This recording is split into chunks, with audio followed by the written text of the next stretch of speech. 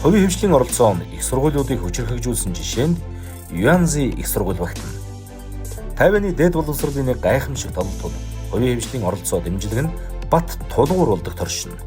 I got a full ride scholarship this semester, and I'll say the school offers a lot of scholarship and even stipends for graduate students.